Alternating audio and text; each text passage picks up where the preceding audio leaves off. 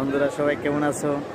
আশা করি সবাই ভালো আছো, ভালো থাকো এই কামনা করি। যে যেখান থেকে আমার এই ভিডিওটি দেখতেছো, আসলে আমরা কক্সবাজার এসেছি তো আনন্দ মুহূর্ত সময় কাটানোর জন্য। খুবই মনোরম পরিবেশ বর্তমানে। ভাটার সময় যে কক্সবাজার কত সুন্দর এবং আকর্ষণীয় তা একমাত্র ভাটার সময় আসলে বুঝতে পারবো তোমরা। এখন বিকাল বাজে 5:30, 5:30।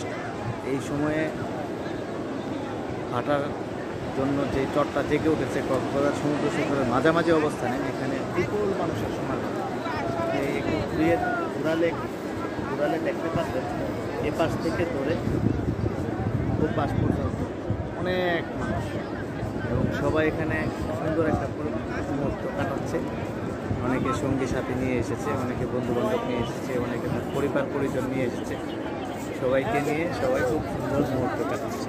আপনারাও যে যেখানে আছেন, যখনই অবশ্যই যে কোনো প্রকার ময়লা আবর্জনা নির্দিষ্ট স্থানে ফেলবেন এবং শালীনতা বজায় রেখে চলাফেরা করবেন, যেন আমাদের কক্সবাজারটাকে বিশ্ব দরবারে মাথা উঁচু করে উঠতে পারে বিশ্বের সবচেয়ে বড় সমুদ্র সৈকত প্রান্ত, যাকে বলা হয় world longest sea beach our Cox's Bazar. যাই হোক, সব বন্ধুদের শুভেচ্ছা ও অভিনন্দন রইল।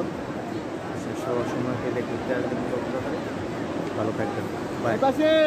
ধন্যবাদ সুমন দাদা, খুব সুন্দর একটা আমাদের কি বলবো, একটা হচ্ছে জ্ঞান দান করলো, যেটা হচ্ছে আমরা অনেকেই এই কক্সবাজার সমুদ্র সৈকতে আসলে, এই সমুদ্র সৈকতে আসলে কিন্তু আমরা যেখানে সেখানে ময়লা ফেলি, ময়লা আবর্জনা, বিশেষ করে পানির পট এবং বিভিন্ন পলিথিন। তো আমাদের এই পরিবেশকে সমুদ্র রাখার জন্য, এই পরিবেশকে সুন্দর রাখার জন্য আমাদের নিজেকে দায়িত্ব নিতে হবে, নতুবা আমরা এই পরিবেশটাকে সুন্দর করে রাখতে পারবো না।